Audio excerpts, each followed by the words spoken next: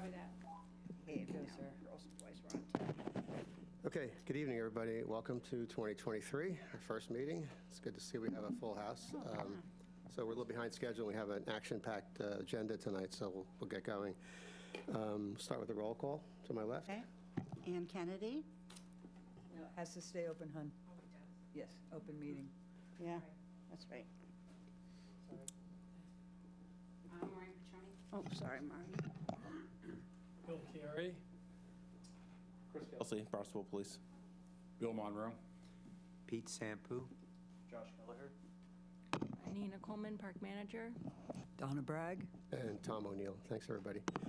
So first thing is to act on the minutes from December, if anybody can remember the minutes from December. Any issues with the minutes, any corrections or additions or subtractions that we need to make? Or if everybody's happy, would someone make a motion to? Yeah, I move to accept the December minutes. Okay, Second.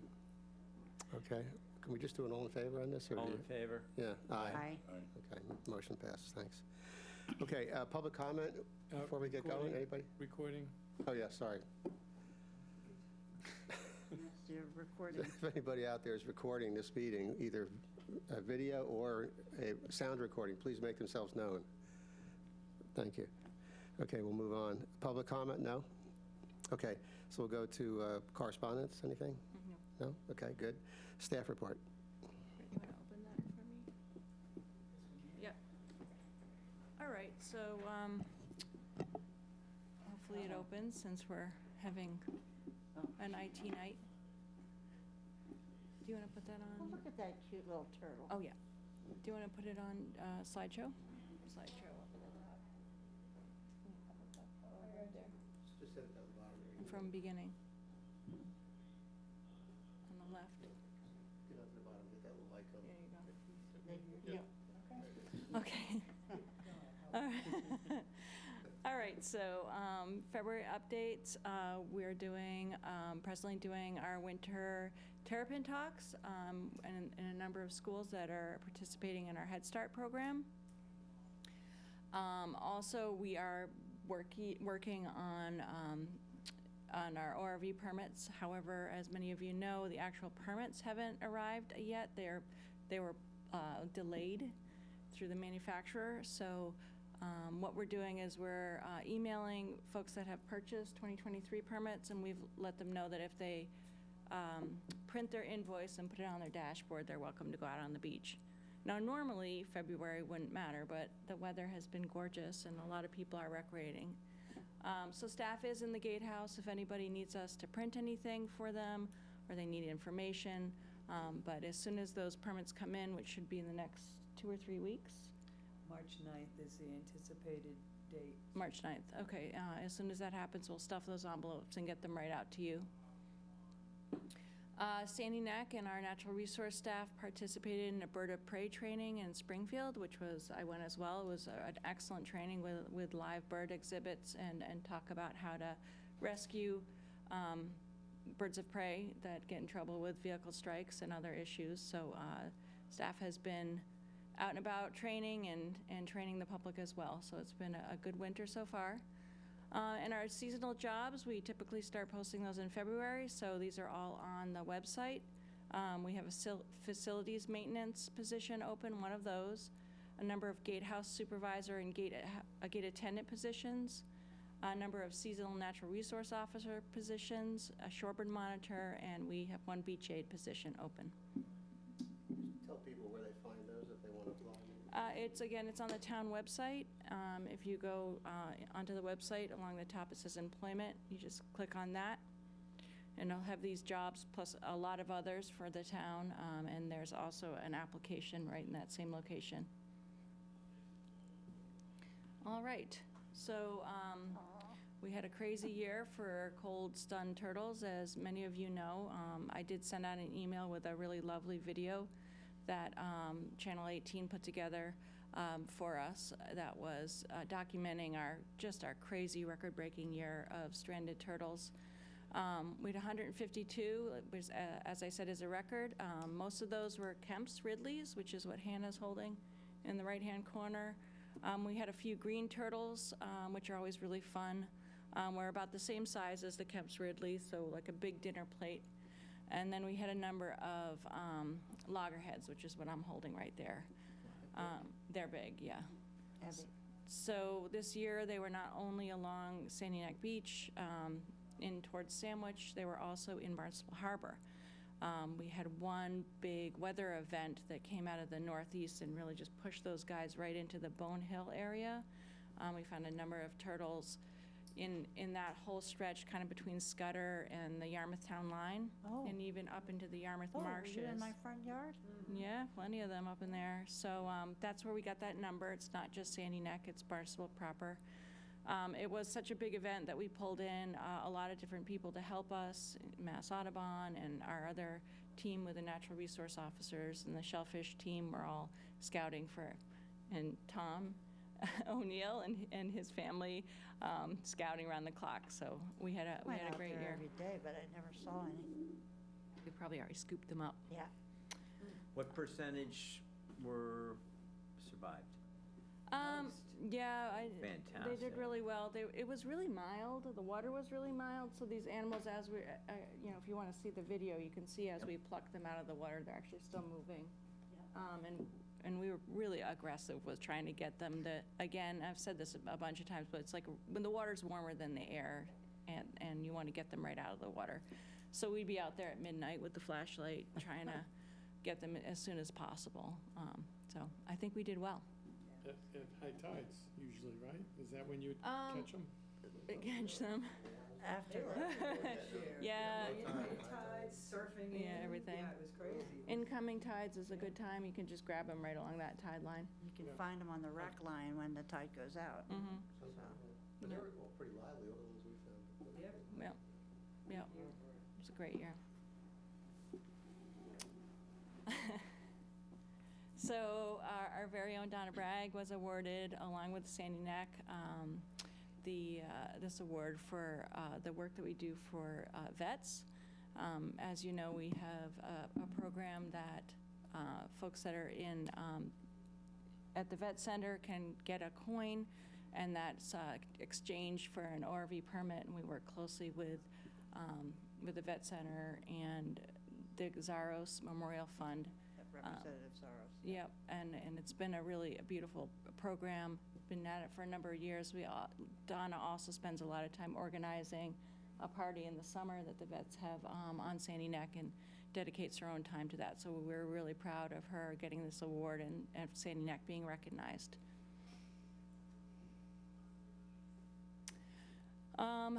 Changing topics, there's a new stove at the halfway house. Thank you, Pete. Thank you, Rich. They put it in. I don't know if either of Saturday. you want to. Oh, Saturday, let you me want to talk about it? Sure, I was out there yesterday, beating back the raccoons. They told me it was their place, but I gave them a good kick and tried to wall them out. But I went in on Saturday, I wire brushed the stove, I painted it all with high temperature black paint, and then, as I said, I raccoon wired the hole going out towards the outhouse. Put a couple of very large clay culverts that were over by the other side. I put them over the highway, raccoon highway that goes underneath on the west side of the building as well. Okay. Josh is going to go out and check to see if there's anything left alive out there. I'm hoping to get some kids out there by March. It's going to need a good cleaning. I'm thinking of getting them out there early enough in the day so that we can clean for a couple hours before we have to sleep there. But I'm looking forward to it. Great. Well, thanks to these gentlemen and Josh as well. You can see from this picture that he was helping with this stove installation. So Halfway House is getting ready, and we do have quite a big year for the Halfway House this year, thankfully. With COVID being over, it's starting to get booked, a number of outings with schools and also quite a few outings with the Art Association. The chairman of the board asked me to put this together. So this is our org chart. I can go through it really quickly. There's the MEA director, who is Derek Lawson, natural resource director and Sandy Neck Park manager. That's myself. Under me is Hannah Lawrence, assistant Sandy Neck Park manager. And she supervises sort of two pools. I like to think of the gatehouse pool and then the field staff. So going to the field staff side, under her is our full-time NROs. We have 5 NROs in town that slide back and forth between Sandy Neck. As you know, Josh is mostly at Sandy Neck, but actually only 85% of the time. He does other work through the town, and then we have a number of other natural resource officers, names like Chris Nappy and Katie Carpenter and Anne-Marie Lupino that each have a little bit of time at Sandy Neck. So there's a lot of sort of sliding around the seasons and the needs.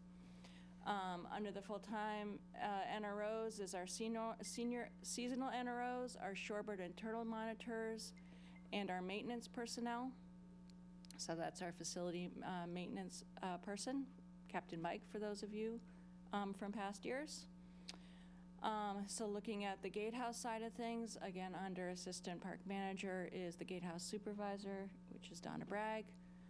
She also supervises the maintenance personnel. She supervises the seasonal gatehouse supervisors and the gate attendants. And then with regard to lifeguards, they're kind of off to the side. They are actually directly supervised and hired by the rec department, but all 3 of us, myself, Hannah, and Donna, keep an eye on the lifeguards when they're at on Sandy Neck. Cool. So how many full-time NROs do you have and seasonal NROs? It really depends on the year, but full-time NROs is, gosh, I do include the 11s. Yeah. I think there's 7 of us. 7, 7. full-time. Yep. And then seasonals, we usually have 4, but a lot of times we have people that come back year after year and they can only give us 1 night or 2 nights or whatever, so Yeah. sometimes it's more than that. And then for lifeguards, whose payroll are they on? Are they on Sandy Neck's? Oh, yeah. Okay. Really? Yeah, it's an enterprise account. Everything that happens by law at Sandy Neck, we need to pay for. Okay. Yep. Good. So that is 2 months recap. I'd be happy to answer any questions. Good. You had a great video on the turtles. That was really special. That was special. Everybody in my family's seen it. Okay, we'll move on. We have, I think what I'm going to suggest tonight, we want to, under old business, our sort of standard heading, strategic areas, conservation, sustainability, and outreach. We want to spend some time on the project, which we will do, but I want to sort of flip the schedule a bit and see if we can get Josh going on the safety presentation. It's a really important presentation that we do every year, and it's really nothing's more important than this, really, at the end of the day. So we're going to let Josh take us through the safety presentation for this year. No, you're good. You're good there. Alrighty, we'll get started with this. So this chart here is just a little summary of the ORV permits and camper nights from the last few years. You can see in 2022 we sold the most permits that we've ever sold, so it was a very busy year. There was a slight decrease in camping nights, but it certainly felt very busy out there all summer. You can see from the picture there we had quite a few days like that. And then again, this chart here, it summarizes all the incident reporting from the last few years from 2012 through 2022. The incidents down at the bottom there are incidents of aggressive behavior. There's a little summary over there if you guys would like to take a minute to look at those, or if you want me to read them. Can you just sort of walk us through it? There's a lot of data up there. Yeah, so one area that I'll call attention to, the police response there, that number is up a little bit. We sort of attribute that to the beach being a lot busier and sort of making an effort to work with the police department a little bit closer and not hesitate to call them as much. And Officer Kelsey can speak to that as well. They've been fantastic with coming down as soon as we need them with help for anything that we need help with. And then here it sort of summarizes the aggressive behavior from patrons and all the serious calls that we dealt with this year. So the aggressive behavior total and the behavior towards Sandy Neck is the same? Is it the same incidences? Correct, Being yeah. counted? Yeah, so in past years, you see numbers other than 0 there. Those are aggressive behavior between patrons that we had to deal with. And the 4 situations are summarized down there. And again, there's a lot of numbers up there. We can take a minute if you guys want to look at these numbers here. Just summary of all the verbal warnings that we gave throughout the year. That total number, 340, is up there. We're doing our best to get out there and interact with the public, and when we see violations, we want to address them. So it looks like you have a pretty big increase in dogs off leash. Yes. Yep. And permit required. What's permit required? That's when they got. If they're on the beach without a permit. Got it. And alcohol way up too. Yep. And But of course, those were during COVID years, 20 and 21. Yeah, and I attribute a lot of these numbers too to just us being a lot better at reporting. We've been working with our mooring info now, Links Log, and that's a great tool for us. And So much the more we easier. get familiar with it, the more that easy it is to document all these incidents. What is tidal flats? What's So when you're driving on the ORV beach, you need to be up along the ORV corridor, On the and we get flats. people down on the tidal flats. Yeah, and the reason we don't allow that is if their car breaks down, and we've had campers break down, Yes. and the tide's coming in, obviously that Yes, we've had causes a that problem. before, haven't we? Yeah, and it's like quicksand down there sometimes, so we try to keep people out of there. And What's the Yeah. big difference Anyone there? I mean, feel I free guess to- just be careful that it's not just, there could be more diligence in the reporting, but just pay attention because that's some big numbers, big changes there, so. Well, it's also, How much is just real behavior versus just being better? they've been capturing really stuff. good at, most of this is education. When Josh goes out there, he's not looking for trouble or anything, right? Yeah, It's and mostly these aren't all, educating 'em. these are not all vehicles that get pulled over on the beach. If someone's drinking a Corona on the beach and they might not know that you can't have glass and you can't have alcohol at Sandy Neck, we go down there, we talk to them, we tell them that they cannot have alcohol or glass at Sandy Neck. That goes in as a verbal warning for glass and for alcohol. And we try to be diligent with that. We try to keep our eyes out while we're going up and down the beach. One of the things that I will throw into comment as well, from my experience, is that I think there's a lot more consistency out there on the beach with staff. I think that the staff that's out there is trained up a little bit more this year and last year, which I think is making them a little more confident to go out there and do other things, as well as having a closer relationship with the police department. So I think that's also part of why you're seeing these numbers go up. I don't think that I don't think the behavior is like, oh my God, Sandy Neck is a wreck. That's not the case. I just think that, as Josh said, the way that things are being reported now are probably a little more accurate. That's good. the dogs on off leash, rather, that we changed, right? The requirement, the rule on that, wasn't that something we changed That in was the last? before my time. It was a while ago, yeah. Oh, was it a while ago? Yeah. Okay. Well, I We think made wasn't it, in the summer, we made it maybe year the others? round? Year-round. Yeah. we Yeah. made it I think year that's a round. state regulation. I don't think it has anything to do with town regulations, right? No, we changed the regulations. They used to be allowed off-leash in the dead of winter, and we changed that. But it was a number of years ago. Bill doesn't remember it. It was like 5 years ago.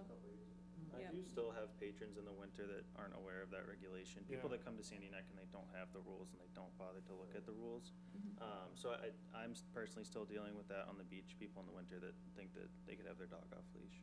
I mean, that's a big percentage of the increase right there, and that's an education thing. Yep. It used to be just May to September, right, for most Right. beaches. And I think it was just 2 years ago that we changed it to all year I thought round. it was recently, too. I can look it up. The years they Yeah. blend. Yeah. Yeah, I'm coming up on 2 years at Sandy Neck and it Yeah. was before me, I know that. Yeah, Okay. that's good. And then here's just a chart sort of summarizing what we were looking at in the last couple of slides. Again, that police response number is the glaring difference, and I attribute that to us not being afraid to reach out to the police department when we need assistance with calls. And I would say also, I think again, going back to education, the interaction that the police are having once they get there, I think in the past, things might have been handled a little bit differently than they're handling them now. And I think that you're seeing some more enforcement action with these incidents, whereas before, we might have just said, hey, you know what, get out of here. Now it's like, hey, you know what, you're putting people in danger, you're putting staff in danger, and now you're going to have to be accountable for that. Where do you draw the line between aggressive behavior and assaults, or does it mold into the other? That can go like this. I mean, Okay. You're not double reporting there, though, right? No. Would an aggressive behavior become an assault under some circumstances, could. and you'd have it here twice? So it could potentially be an assault. On this chart here, we have not had an assault for the last 2 years, 2021 and 2022. So there's no instance of double reporting in the last 2 years. It is possible that the aggressive behavior was also logged as an assault in previous years, but we haven't had any in the last 2 years, which is good. Yeah, good. The more data you have, as we've discussed during the discussion of fees, is the better, just to capture that data. Just a tip, okay, so I said this to Hannah last time. Put a moving average on these things, because otherwise you just end up with this kind of, Okay. you know, if you just take each of those and just put a moving average on the slide, then you can see whether it's actually going up or down over time. It's a lot easier, because these safety records tend to go up and down every year, and they're not, Yeah. they don't make much sense if you look at it like this or that. Okay. And then here we have citations and also written warnings. In 2022, we wrote 37 citations. You can see there the overwhelming majority of them being for no permit, for vehicles on the beach without a permit, whether that's stuck on the access trail or we find them down at Trail 5. A lot of them are stuck on the access trail. People that don't know they're supposed to have a permit and they don't know what they're doing. They get stuck. Corolla. Yeah, a lot of times it's sedans. With regular cars going there? Oh, sure. I came by one night, and there was a guy literally in a Toyota Corolla with like 5 How people in the car. sober He was was up he? to his frame and standing. He said, "Can you give me some?" I said, "No." Can you push? No. Breaking my car to pull you out.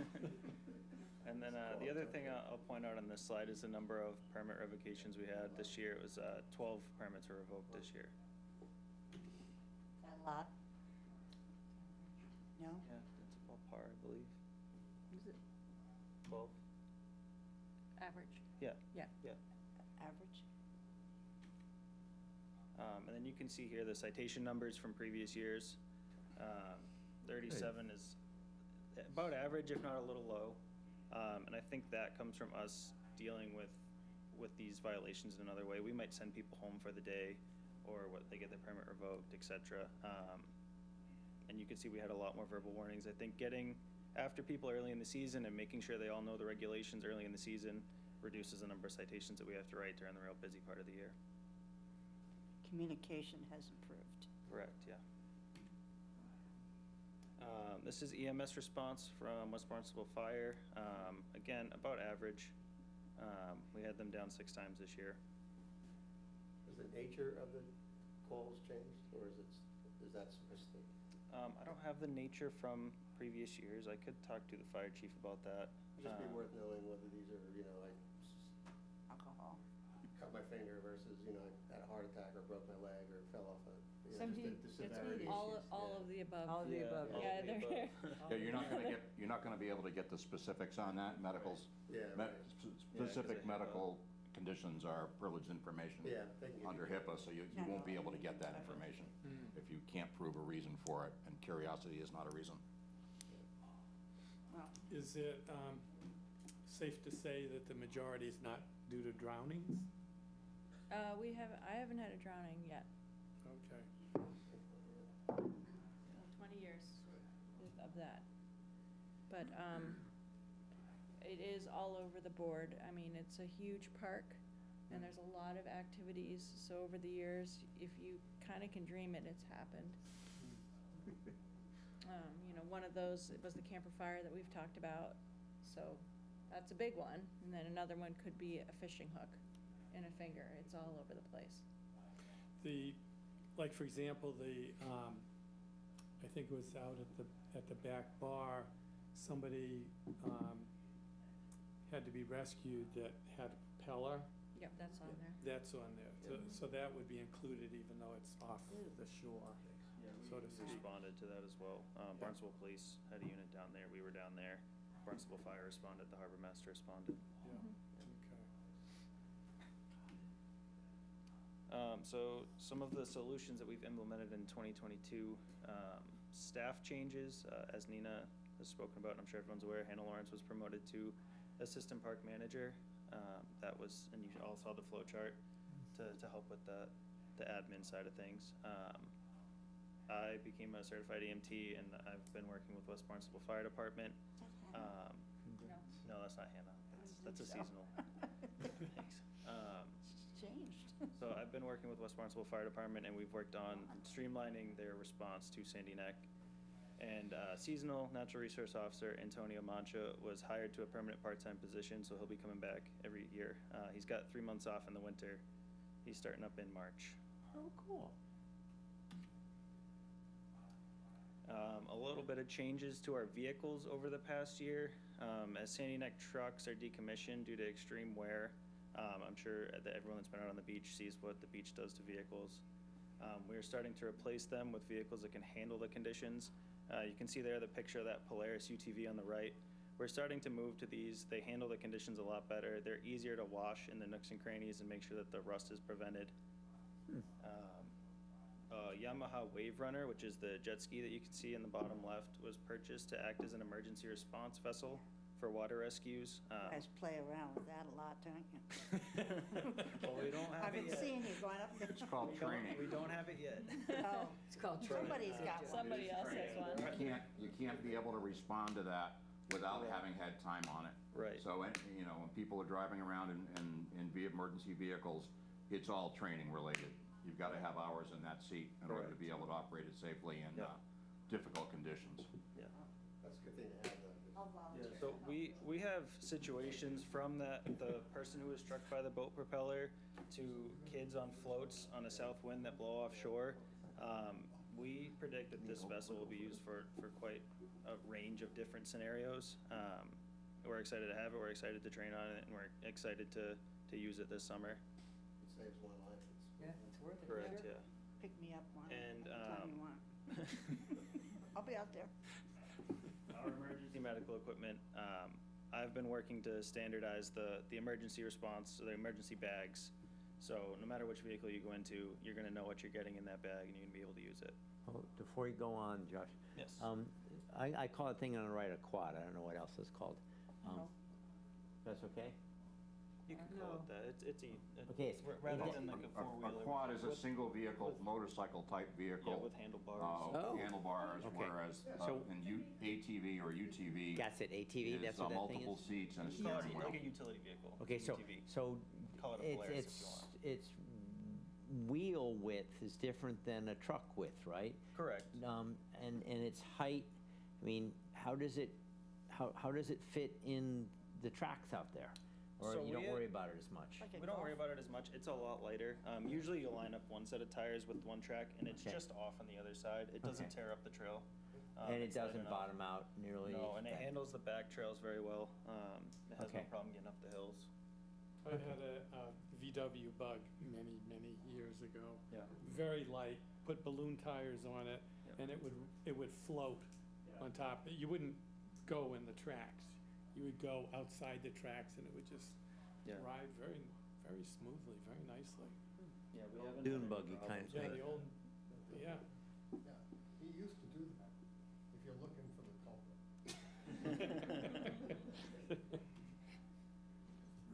Oh, there you We've go. been working on focus patrols over the past year. Increased patrols of the Bodfish public beach area and the parking lots. In past years, we haven't spent as much time there because the ORV beach sort of draws our attention. We want to refocus in the parking lot area and on the public beach. We have a lot of traffic, a lot of foot traffic, a lot of people in and out of the cars. So we want to make sure that we're keeping an eye on that. There was an Eagle Scout project to build a water station at the Trail 4 campsites. That will reduce the amount of time the NROs have to spend bringing water to the campsite. So the idea with that is before a busy camping weekend, we can set up a bunch of water down at the campsites, rather than every time someone shows up to go camping, we have to make a trip all the way to Trail 4. We can focus on the busier parts of the beach closer to the bathhouse and Trail 1, that area where the beach is a lot busier. And I don't know if anyone noticed this year, we've increased our tire pressure checks at the access trail. This is to make sure that vehicles entering the beach are at an appropriate PSI. They're not going to get stuck on the access trail if they're at an appropriate PSI, and they're not going to tear the trail up for other vehicles that are entering the beach behind them. And everyone knows that a vehicle stuck on the access trail draws a lot of our time, and if we don't have as many vehicles stuck on the access trail, we have time to do other things. Collaboration with other agencies. As you guys can see here, we've worked with all sorts of different departments and agencies this summer. From beach details and speeder responses in the summer to turtle rescue in the winter, Barnstable Police and Sandy Neck Liaison Officer Chris Kelsey have continued to support Sandy Neck staff throughout 2022. West Barnstable Fire Department continues to cover Sandy Neck for all fire and medical emergencies. As well as this year, you can see in the top left corner, they helped water down the access trail with their forestry truck. And we continue to work with the harbor master, and we have their support on all water-related incidents. So every other year at Sandy Neck, West Barnstable Fire, Sandy Neck staff, Barnstable Fire, Barnstable Police, and the harbor master all participate in a drill to practice a multi-agency response to complex incidents in the park. This year, responders worked to find and extricate an injured and disoriented paddleboarder. This was a simulated injured and disoriented paddleboarder. The drill serves as a great tool for agencies to identify weaknesses in their response to the park, as well as an opportunity for different departments to get used to working together in a lower stake situation. Summarize a couple of major incidents this year at Sandy Neck. Back in January, we had stranded duck hunters in the marsh. They had hired a charter to duck hunt in the marsh. The charter, I don't know if he didn't check the tides or what he didn't do, but the duck hunters were stranded out there. It took response from Sandy Neck staff, the U.S. Coast Guard, West Barnstable Fire, the police department, Barnstable Fire, Mass Environmental Police responded to the scene. You can see they landed a helicopter in the marsh. They brought the duck hunters back to our truck, and Hannah brought them back to be evaluated by the fire department. So that's a very big incident, and that anytime someone's stranded in the marsh, that's what it's gonna look like. It's gonna take all those departments to figure that one out. They were stranded because it was the water. Water High ran. tide. Okay. It got too high or it got too low? They couldn't- So the boat went in too far, and then there wasn't enough water for the boat to get back to them. Oh, okay. I thought they got stranded because they were stuck out there with the water all around. We've had situations similar to that where people kind of stand up on dry land until, and we've had communication with those people, and luckily there were no bad incidents with that, but that does happen too. People aren't aware that the tide comes in pretty fast in the marsh. Yeah, 2 feet an hour, possibly. Yeah. Everyone remembers the camper fire in July. West Barnstable Fire Department and Barnstable Police helped Sandy Neck staff with that event. This was a big event for the fire department. There are not a lot of fires in West Barnstable. It was a great test of the forestry trucks and the response to that scene. If anyone remembers, it was very, very hot that day, and everyone was wearing bunker gear. They were not wearing any forestry gear, so it was a hot one, and it was a great response by the fire department. Here's another picture here. Those two trucks are both tankers. One carries 5,000 gallons of water, and one carries 3,000 gallons of water. I wasn't sure we were going to get them off the sand once we packed them down there, but they got off. And then some other major incidents. We talked about the boat prop accident off of Trail 5. Barnstable Fire Department went out with their boat. The harbor master and BPD all responded, as well as Sandy Neck staff. And then we did have the Priority 1 medical at Bodfish this year. The fire department and BPD helped with those.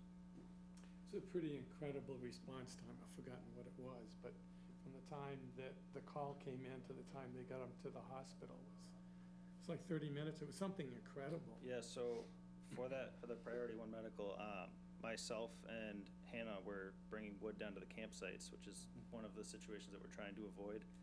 And the ambulance actually beat us to the call. We were at the park and the ambulance beat us to the call. We were coming down the beach and I saw the EMTs running down the hill. Yeah. So they were very fast. And that's just about as far as it gets from the fire department to respond anywhere. I mean, they have to go through Sandwich to get to us. Yeah. So they did a great job getting there fast. 2023, looking forward. Nina talked a little bit about this. Our newly hired full-time natural resource officer, Anne-Marie Lapino, is going to be splitting time between Sandy Neck and other natural resources responsibilities. Full-time staff's going to begin training and deployment of the newly acquired rescue vessel. That was the jet ski we looked at earlier. We're going to continue to develop and improve training for both seasonal and full-time staff and identify areas within the park that have problems and address those concerns as they present themselves. And then looking even further into the future, of course, we're going to continue to work on the long-term Sandy Neck Coastal Resiliency Project and reanalyze new solutions with changing issues that we face. I think that's it. Thank you, good job. Thank you. Any questions, Josh and the team, on this thing? Presentation? I mean, certainly, thank you to Barnstable Police, to West Barnstable Fire, to Harbor Master, all these groups that help support the Sandy Neck staff. I mean, just in a, hard to believe, close to 10 years that I've been on the board, the focus and the professionalism, I think, and also the breadth of the approach to safety out there has really, improved a lot, increased. I mean, it was always good, but I think it's really gotten just that much better. And, the data that you're pulling in is so critical to understanding what the issues are. You start, because you can waste time on a lot of stuff that's maybe not that important if you don't have data, So, yeah, great job. Nice job, Josh, pulling it together. Really good. Any questions on that? Okay. My only comment is I think it's a great idea to have this as an annual. I think that's the idea. Yeah. To do this annually. Yeah, we do it every year. So. We do it every year. Yeah. Okay, we have to go, just one quick thing before we move on.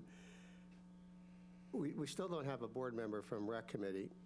I was hoping Chris would be here today because I'm sort of getting a bit frustrated. It's been 8 months since this vacancy occurred when Joe resigned. I emailed Cindy today and said, what's up? And I was told the town council president and she were in discussions with the Rec Committee, but, so I am going to call Chris and just see if I can get some guidance on what our options are.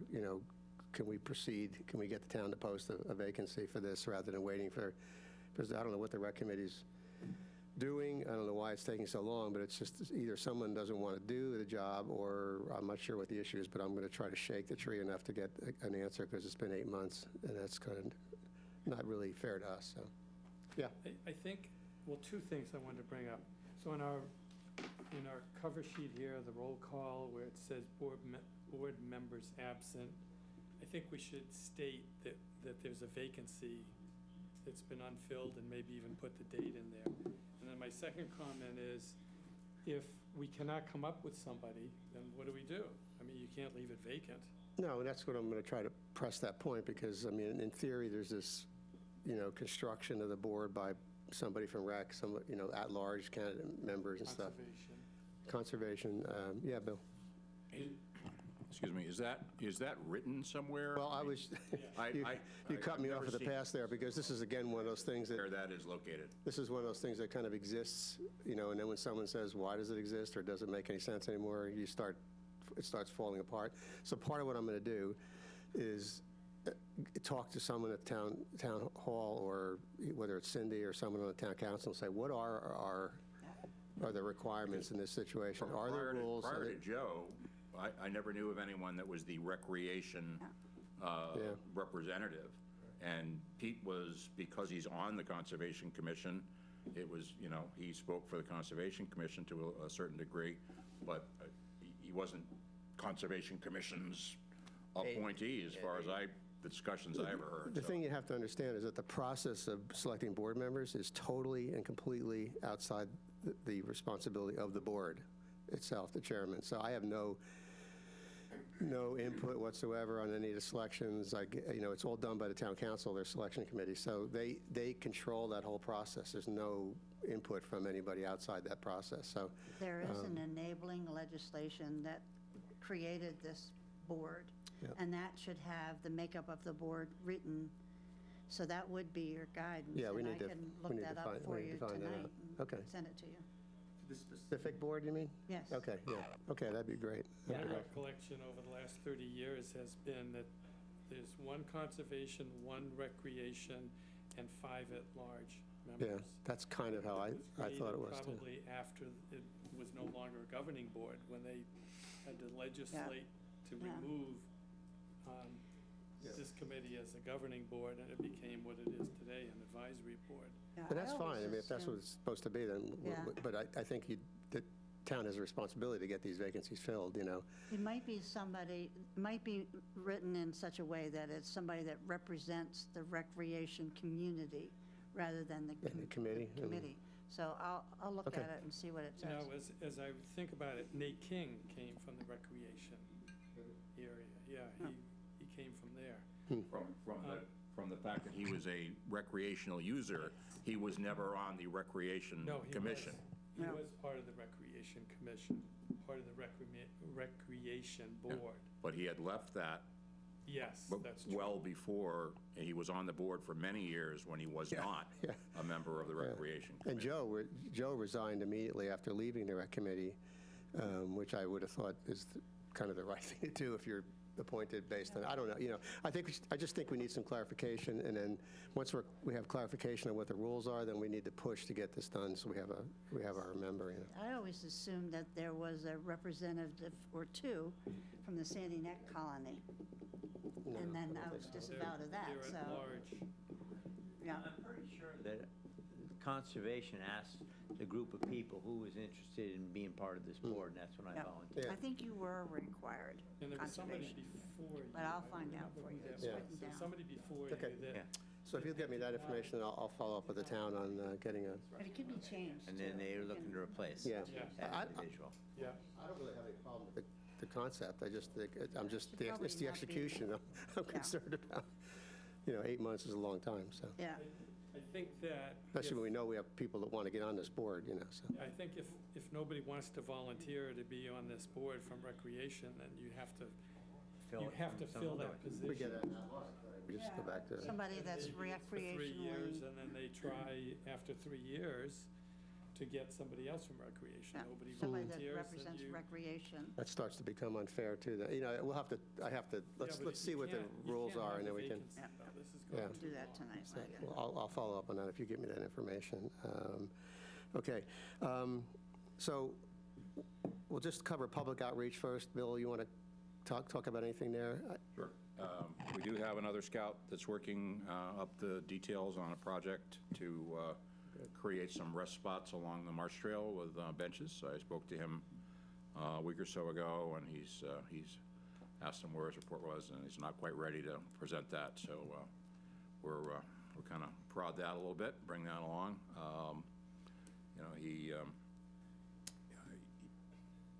April and May is a good time to be doing that kind of project. So I'm trying to get his written documentation maybe in March or early April, so we can move the process forward, so.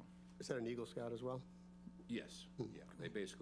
He has to write, basically, it's a presentation on a report.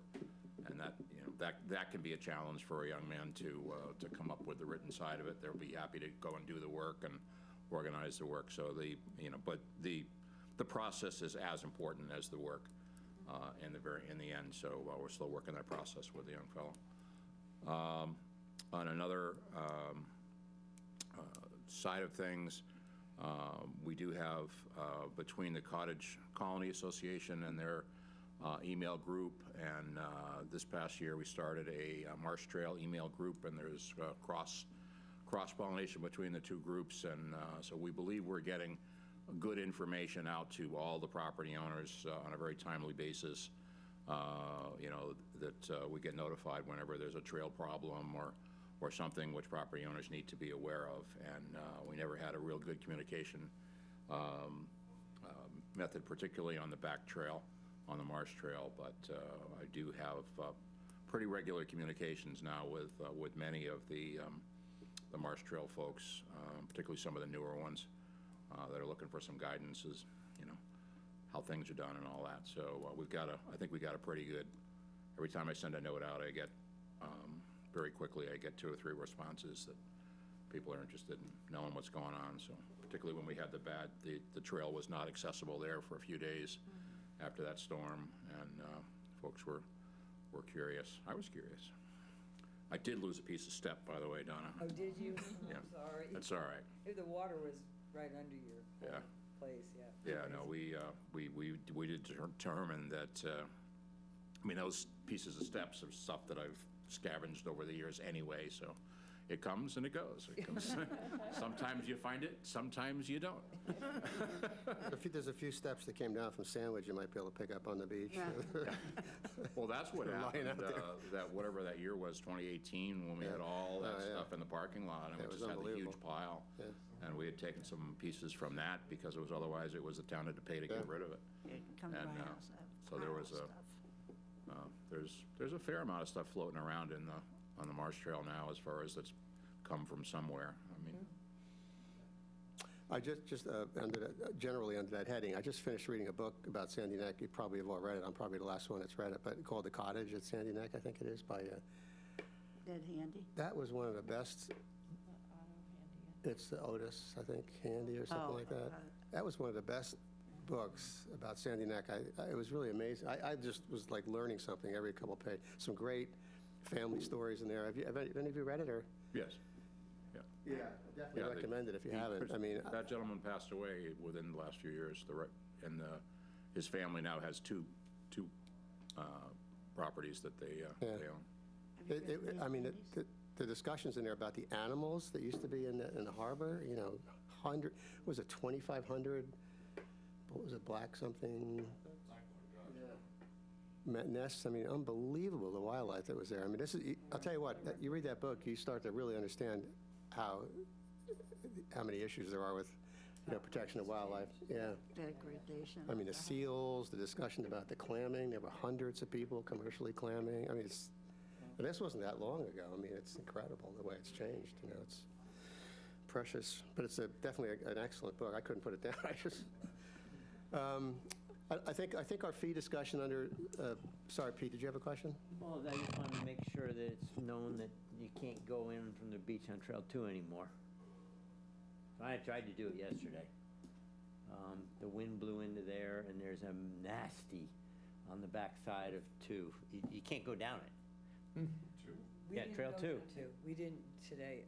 No, I had to go back to Trail 1 and get across to get out to the halfway house. Okay, well, we'll look at that, because we had so much trouble with Trail 5 that we continually go all the way down the marsh and just drive from the marsh side really hard down Trail 5 to smooth it out, because it was a 4-foot cliff. It was Yep. bad, so. Yeah, no, it's. All right, we'll check Trail 2. Check out Trail 2, it's Okay. pretty I bad. saw tracks coming off Trail 2, so I don't know who. No, that was pulled me. back. That was you. Yeah, back up and down, right, that was me. I used Trail 2 on Saturday with no issues, in and out. Well, there was no way I could Day do to day it. with the. No way I could do it Sand moves around yesterday. You sometimes. messed it up. One of those big Hummers. Yeah. Okay. Better than you are, Pete, that's all. Well, you have a better vehicle, obviously, no doubt about that. Just on a quick question Nothing. on That's nothing. fees. Are we, yeah, they all approved now finally? I know the process seems to take forever. Yes, but yes, all the fees they're all done are and dusted. approved, and we've already started to sell stickers. So Yeah, it's okay, so- $220 for non-resident, $95 for resident. Okay, all right, Mm-hmm. that's great. All right, so Nina, you going to give a quick update on the project, or are we going to just, Yes, is that where we're at? yeah, I think so. Okay. I wanted to take a minute and talk about the resiliency project and what we've done in the last 2 months. So many of you did go to the outreach session that we had. We had 2 outreach sessions. One was in person and one was via Zoom. And what we presented is the 3 alternatives that were selected by both this board as well as the working group, which Tom and I are on, that's at this table, and other people. And so we presented the hardscape, which was one of the alternatives, the partial relocation, and then the entire relocation of the parking lot. But we had decided during the drafting of the presentation that the working group had decided that full relocation was the way to go.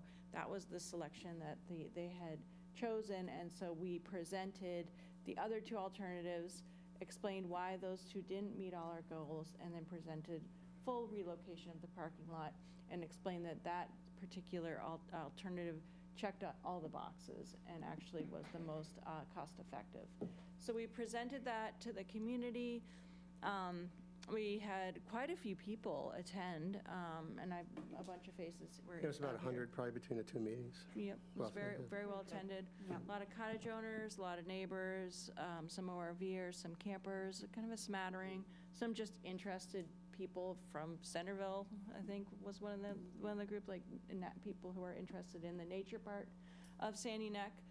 And so through that process, we gave them a couple of weeks to submit their comments, and so there was a number of comments that were taken into consideration, and from there we're revising what was alternative 6, full relocation, taking those comments into consideration. So that's kind of where the working group is at, and so the feeling was that I should update the board today.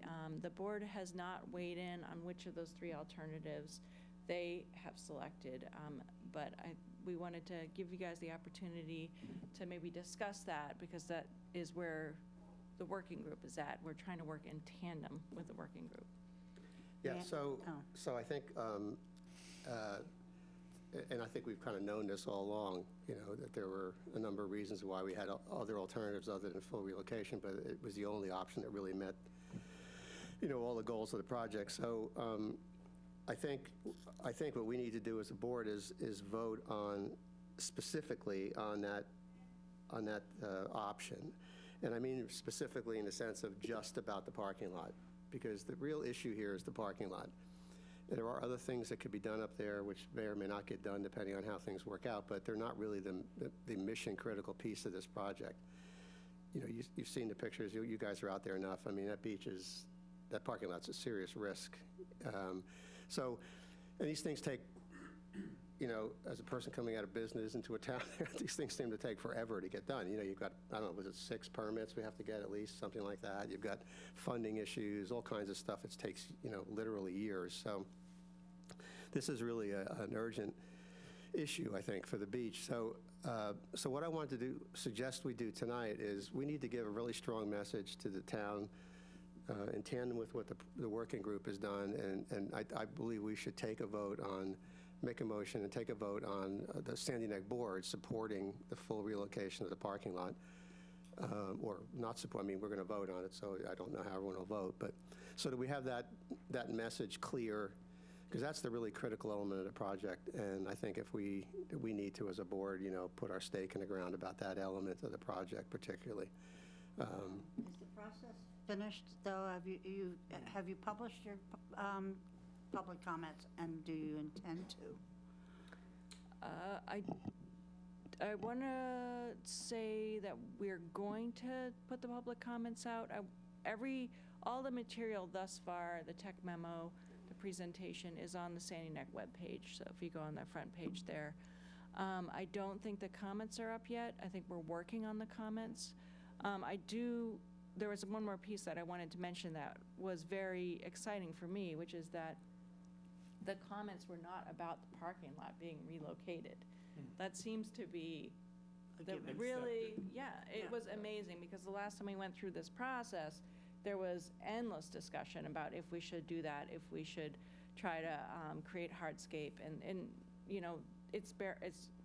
people have now lived the climate change for the last 7 years, and they can, you see the parking lot teetering on the edge, and it didn't feel like that was the discussion anymore. It was more like the other moving elements of this. So I want to say that's extremely positive, just to layer onto that. And I will, as we move forward with the working group, get those comments on the web page as well.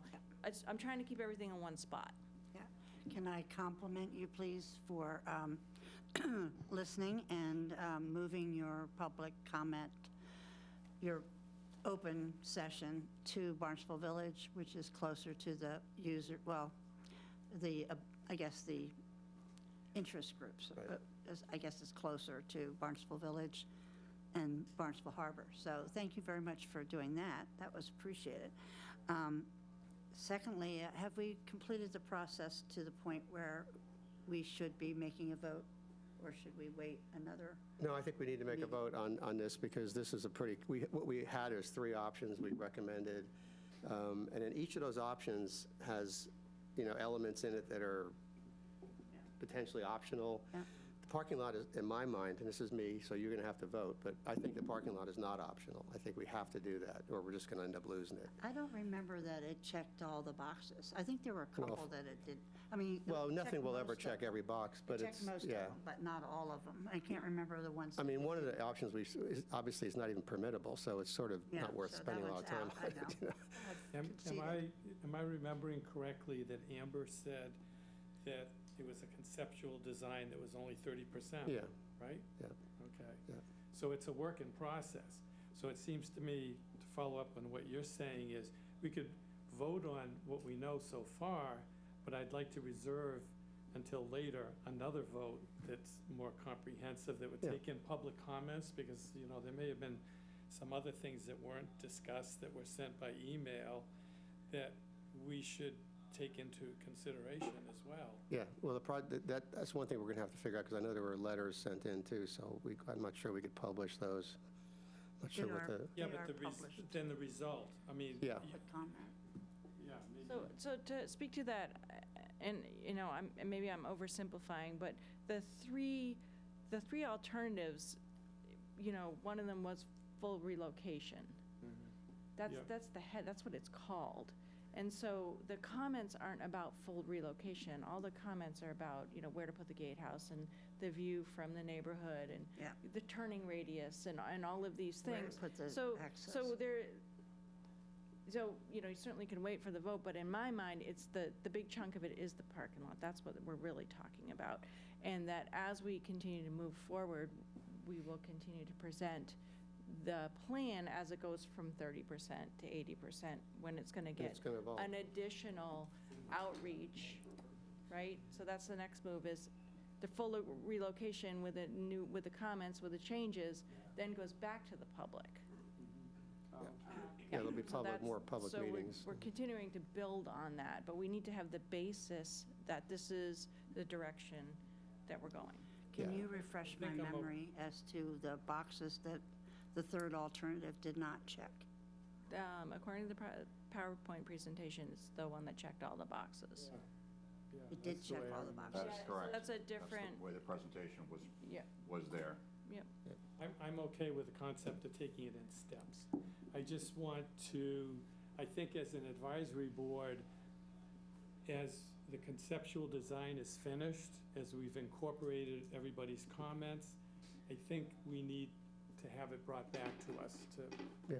make our approval of that. Yeah, I think there's going to be probably a couple stages where we're going to end up reviewing, as the thing develops. What we're trying to do is, we're kind of coming down a funnel here, right? You want to move it along. And we've got to keep stuff out of our peripheral vision, right? Because otherwise, if you're voting on stuff that's got all this optional stuff to it, you end up with a mess in the end. You've got to pick the things that are really important. There's an old saying about, focusing on good ideas, bad ideas, and imperatives, You got to focus on imperatives, because there's a billion good ideas. Nobody focuses on bad ideas. But if you focus on good ideas, you lose the imperatives. We've got to pick, what's the germ of this project that's really critical? It's the parking lot. I mean, if the gatehouse moves from here to here or here to here, Yeah. it's not really that important relative to the bigger picture, in my view.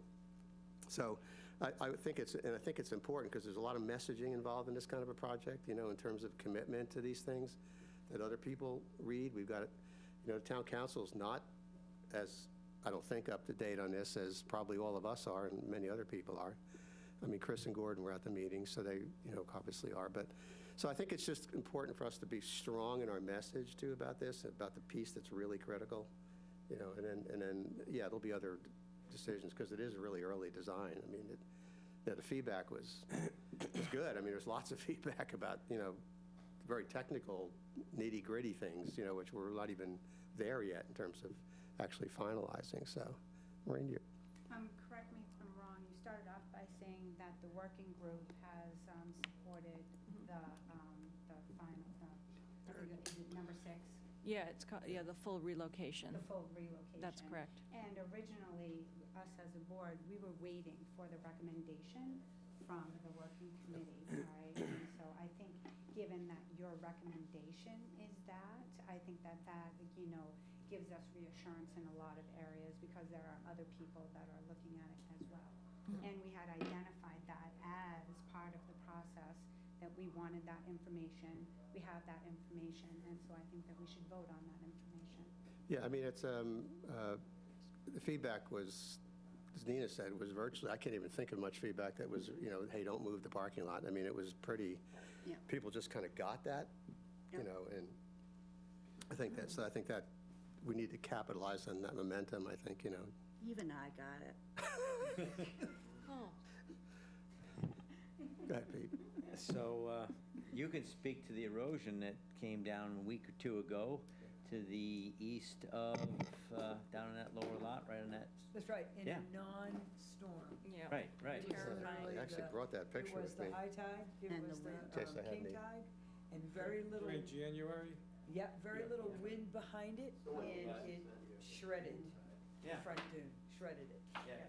Oh, that's the one I sent, you said that? Yeah, it's the one Nina sent out, I think, Picture the to picture. me. yeah. I sent it to everyone, right? Yeah, but people don't read the emails. I had something on Facebook, Donna responded, Oh. this is Sandy now. So having been thinking about this for, I don't know, 7 years, it's, I didn't bring it. no, I'm serious about It's this. 7 years. I have Thank it on my phone. So, Not that long. It's 7 years and how many millions I of was a dollars counselor. more? No, 7 That was- years, and We lost a they, lot of money. yeah, we Yeah, a lost lot of money money. by not We action. lost a lot of money. We lost a lot of It's money very by sad. higher cost and not having availability to state funds for us to be a pilot project for everyone else to You copy. had to go through this process, though. You had to go through the political, public. I disagree. I disagree. Well, But we can agree to disagree. Look, the reality is this is part of No-brainer. one of 100 projects the town, Now it is. you know, that it has to deal with. And if you're someone sitting in the town council or town manager's job, that's their job, right? Is to look at the 100 capital projects and decide which ones are going to go and which ones aren't. So this could still not happen based on the prioritization of the town. You know, they got sewers, they got other things they're doing. So it's, you know, but we want to make as strong a message as we can around the core piece of this project that's really the important piece, and the other stuff is, if it happens, it happens. If it doesn't, it's not as critical. We got to You know, move You- the You were cut off. You were about I'm to sorry. say, what happened to the eastern end of the parking Yeah, lot? we lost a lot of the frontal dune, completely sheared it off. Okay, but not the parking lot. Not yet. No. Not yet, But but it it was is close. that area. Yeah, And it's gonna go first. we had to close one of the entrances to walk down to the beach because It was gone. Cliff, literally, Wow.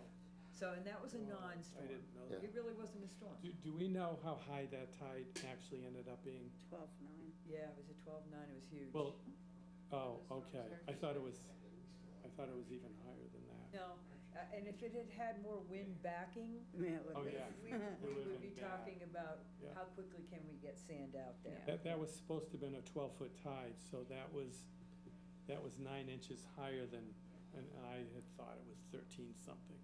It was phenomenal. Yeah, it was big tide. And it was relatively calm. Relatively calm. We were not expecting that when we walked down there. We looked off to the west and it was like, oh. And we looked to the east and went, Yeah. oh, yeah, no, not good. Yeah. So let's have some discussion on these points, I think, just before we go any further. Again, I think it also, you know, getting us playing our role in this the right way also sort of helps the timeframes, because this is going to take a lot of time, but so we need to keep the project team focused. We've got, you know, limited resources to use, CZM grants and stuff, which are being used up. So we need to keep this process rolling. And what I don't want is to have, you know, people saying, well, what does the next board think? And we're not clear on what we think. So I just wanted to, I think it's important for us to be crystal clear So let's have some discussion. Anybody have any thoughts about what I've said? Anybody have any additional thoughts, or? I think it's a pretty easy decision. We've had the discussion over the last 6, 7 years, yeah, right, yeah. I think we know where we're at. Oh, yeah, nice. Yeah. I think we can vote. So I think we need to craft the motion properly, since it is kind of critical. I mean, I took a flyer at it, but I'm trying, it got a little bit long. So this is, let me just tell you what I had in my mind when I wrote this down, then we'll see if we can just make it into something maybe more simple. But that we'd make a motion that after considerable detailed review of the options available to the town of Barnstable,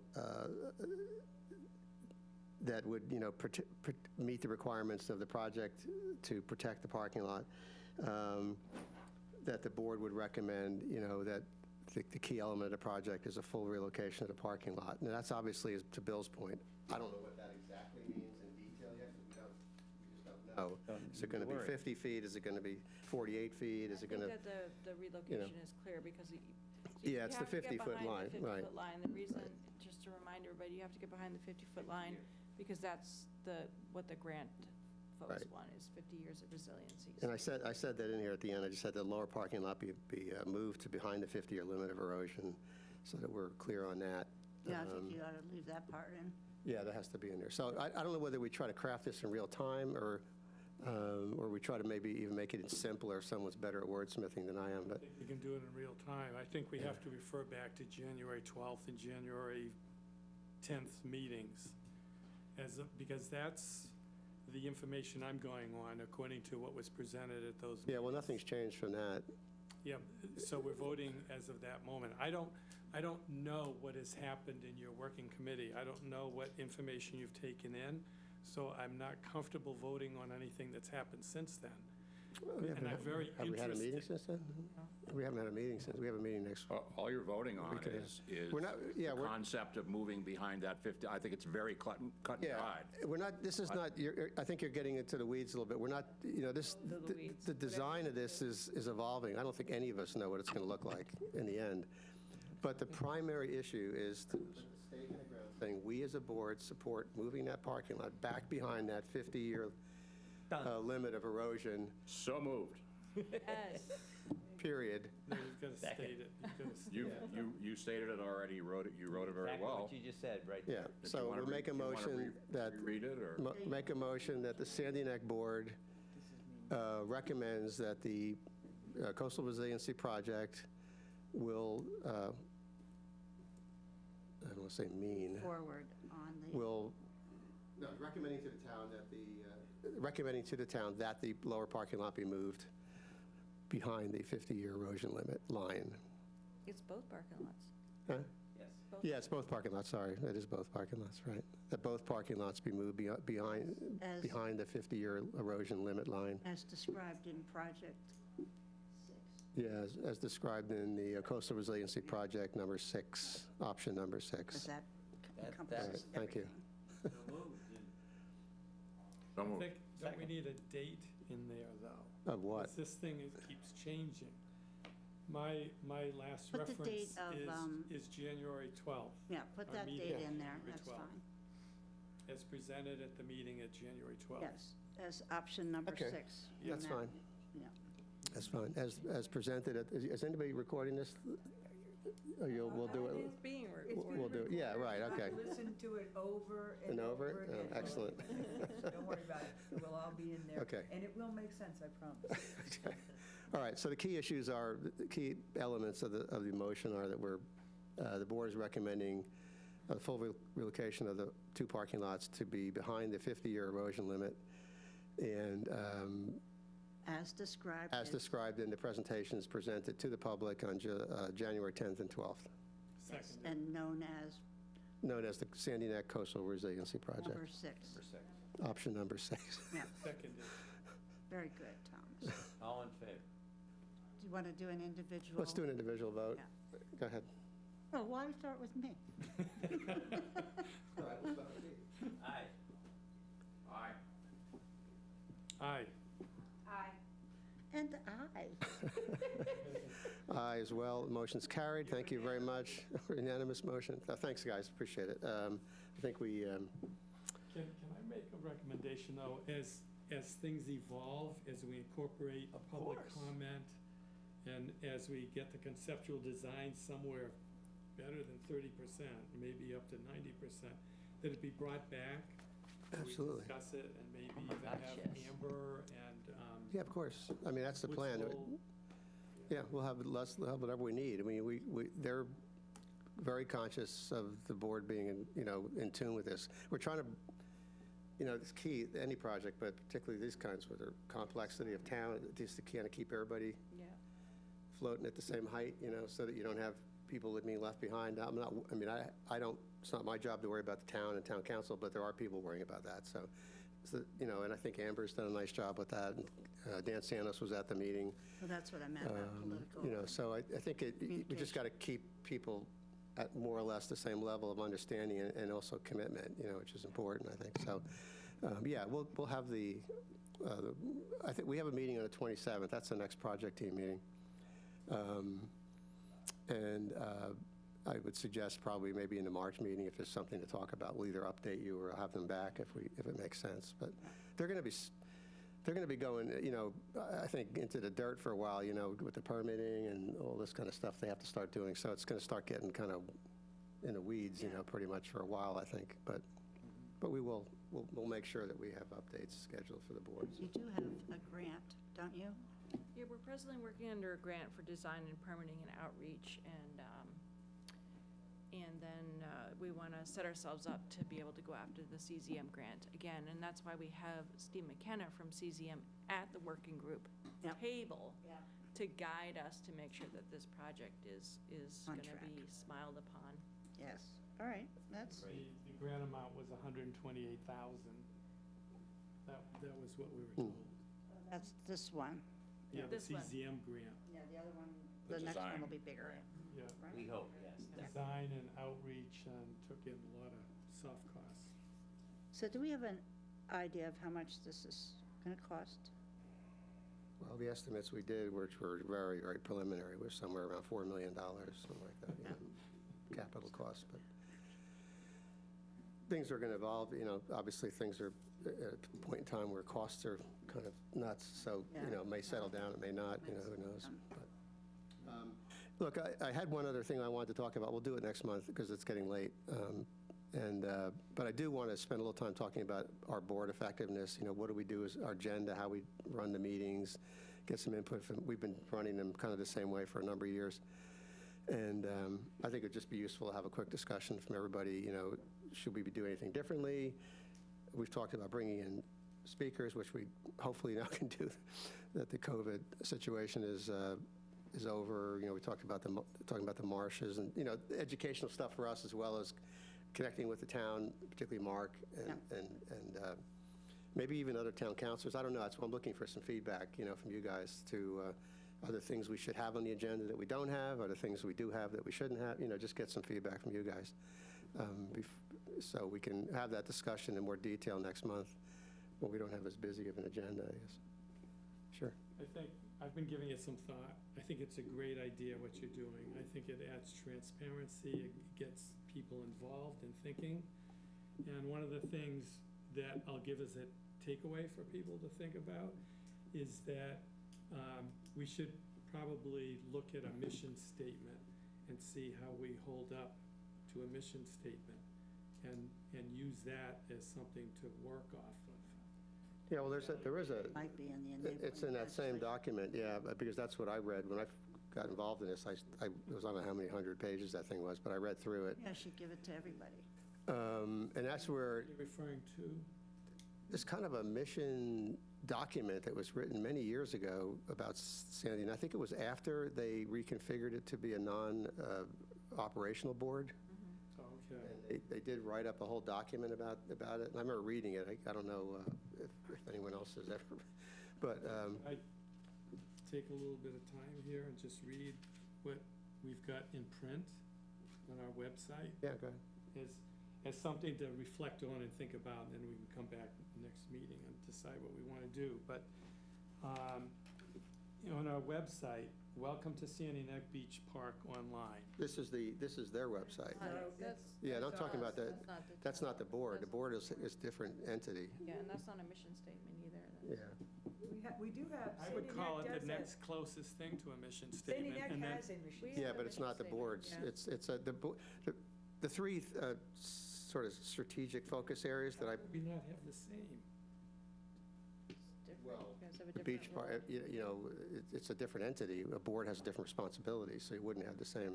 Yeah, because it's Sandy Neck Beach doesn't necessarily, what you're operating down there doesn't take into account the interests of the cottage colony always. Yeah, I mean, What this board does. the board's responsibility, in my view, and this is why I suggested we focus on these three areas, because that comes right out of that document. The strategic, I mean, yeah, we get involved in fees and should dogs wear leashes or not, but the primary role of the board, in my view, is strategic stuff, big picture stuff, long-term stuff, and really thinking about, I mean, what am I advising, Mark on, whether dogs should wear a leash? Not really. I'm advising Mark and the town council on this parking lot's going to drop into the ocean if we don't do something in the next few years. It's more strategic, long-range stuff that the board should be focused on. So our mission statement is going to be very different than an operational, beach park where you're talking about day-to-day operations and things like that. So I think. I can get that document for you. Yeah, if you get the- Rather than us spending much time on it. more there's policy a work. very And then easy- read through it, and we'll have the discussion once everybody's had a chance to look at it. Operational work policy. I think that's the difference. Policy and strategy. I mean, it's really about risks. What are the big risks and big opportunities long-term? That's what a board does. And any board, I'm on other boards. I mean, whatever a board does, that's what they do. It's not day-to-day stuff. Well, if I could continue that thought. Yep. Is I think that they should on be there, it's very right down. closely aligned. Absolutely. This is what we have in that Welcome to Sandy Neck Beach Park. And it's the last sentence. That's not our mission statement. That was written by a staff member. Probably It's 100 years just ago. our intro, and everybody grabs it for the press. It's like our canned. Well, let's start at that then. because I Well, you don't think we start there. really- You start at the high-level strategy, what's the big picture, and then you sort of work down. Let me to- just read this, and then we can talk about it next month. The mission of the Sandy Neck Park is to provide recreational opportunities and access to our town's citizens and visitors while protecting the natural, cultural, and historic resources on Sandy Neck so that a long-term sustainable balance between use and conservation of these resources is achieved. It's one That's very sentence. good. That is our mission That is statement. our mission And statement. that pretty That's much, pretty broad. and that pretty much is covered by the pretty good. three areas that we I think it's covered. very well written, actually. It's I don't, on all of our regulations. I don't think it's everything. inclusive enough, but I think it's really well done. Yeah, and that's exactly why we have the three focus areas, because that's what that says. Yeah.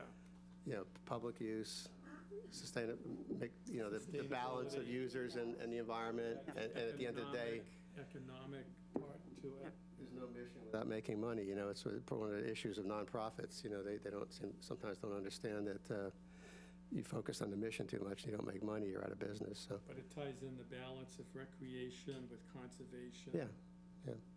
Well, look, let's get that document. We'll have some, you can have some. Happy to get that for you. Yeah, that'd be If I had an online, I could do it right now. It's Yeah. right Yeah, there. that's all right. I'll Well, get it when I get home. Don't worry about it. It's not something that's urgent. I Let's- go on that silly thing all the time. Do we have a lot on the agenda next month? Because it seems like this would be a robust discussion. Yeah, I think- And trying to fit it in the last 15 minutes. Yeah, that's why I decided to, so let's just do it next month, because it's not, but I didn't want to take away from the safety presentation, because that's really important, so.